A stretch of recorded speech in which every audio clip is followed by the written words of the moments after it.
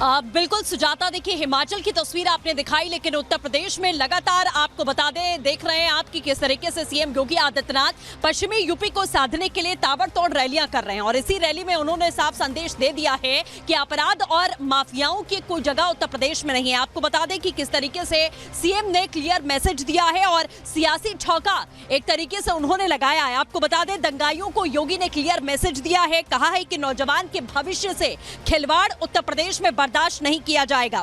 बाप दादा की संपत्ति गरीबों में बंटवा देंगे, यानी कि सीधा संदेश दिया है कि अगर ऐसी कोई हरकत हुई तो जमीनों को कुर्क कर लिया जाएगा।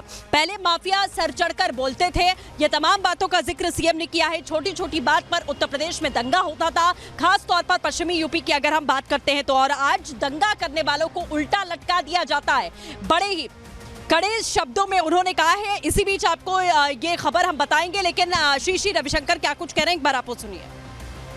कार का उच्चारण करते हैं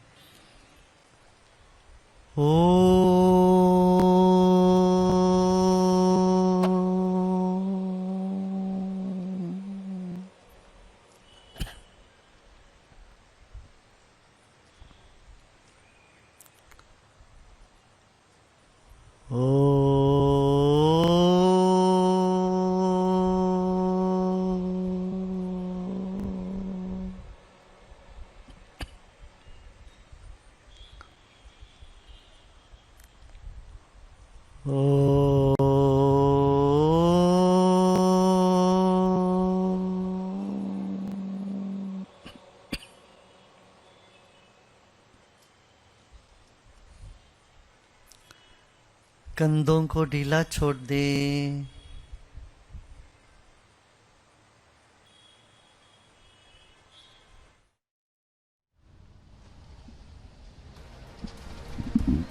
तो बिल्कुल बात हम उत्तर प्रदेश की कर रहे थे। आपने देखा कि सीएम योगी आदित्यनाथ ने गुंडे माफियाओं को सीधे सीधे साफ संदेश दे दिया है और ये उत्तर प्रदेश सरकार की यूएसपी रही है अपराध के खिलाफ में, जो सीधे सीधे ब्रह्मास्त्र के तौर पर लोकसभा इलेक्शन में देखी जाएगी। इसी पर देखिए एक रिपोर्ट।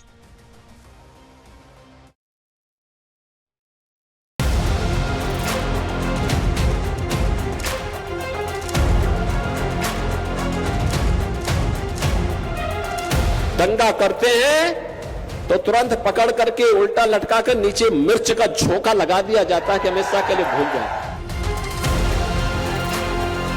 ये योगी आदित्यनाथ का स्टाइल है। ये बाबा की माफियाओं के खिलाफ नीति है। गुंडों से निपटने की पॉलिसी भी योगी की बेहद चर्चित है। यही नीति, यही स्टाइल और यही पॉलिसी लोकसभा चुनावों में योगी के मिशन 80 का मंत्र बन गया है। बाबा गुंडे माफिया से निपटने के अपने सख्त रवैये को चुनाव प्रचार में जमकर इस्तेमाल कर रहे हैं। उत्तर प्रदेश में 7 चरणों में मतदान होना है और पहले चरण की वोटिंग में अब सिर्फ करीब 1 हफ्ते का वक्त बचा है। पश्चिमी यूपी की 8 सीटों पर भी इसी चरण में मतदान होगा। ऐसे में बीजेपी और योगी आदित्यनाथ चुनाव प्रचार के दौरान अपनी चुस्त कानून व्यवस्था को मुद्दा बना रहे हैं और जनता से वोट की अपील कर रहे हैं। यूपी में बीजेपी का एजेंडा एकदम क्लियर है। इस बार पार्टी अपराधियों को खत्म करके वोट मांग रही है। मोदी के 400 पार और योगी के मिशन 80 को पूरा करने में जनता का सहयोग मांग रही है। ये वही उत्तर प्रदेश है जहां कभी अपराधियों की करतूतों को सुनाकर वोट मांगा जाता था।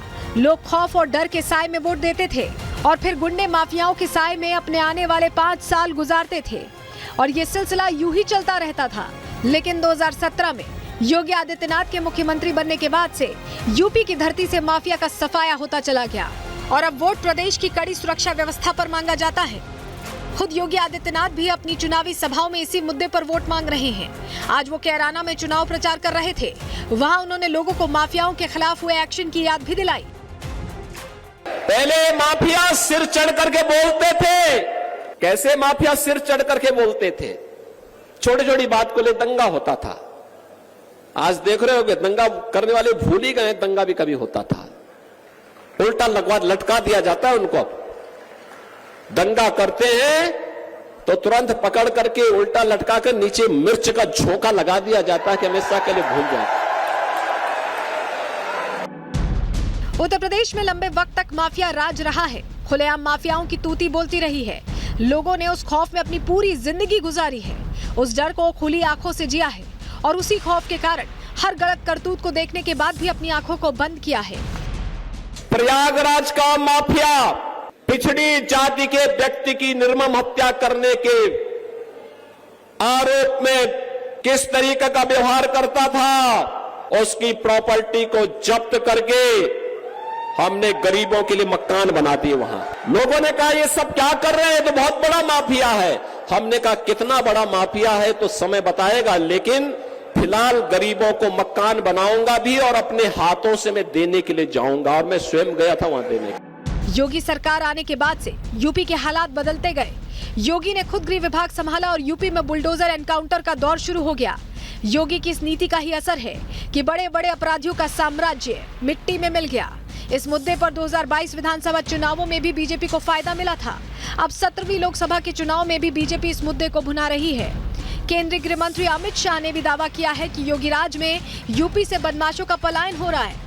उत्तर प्रदेश से हिंदू पलायन कर रहा था, आज देखिए आपने सपा को हटाया, हिंदुओं की जगह गुंडे पलायन कर रहे हैं, गुंडे पलायन कर। योगी आदित्यनाथ जी ने इस 7 साल के अंदर पूरे उत्तर प्रदेश की कानून और व्यवस्था को चौक चौबंद करने का काम योगी जी ने किया है।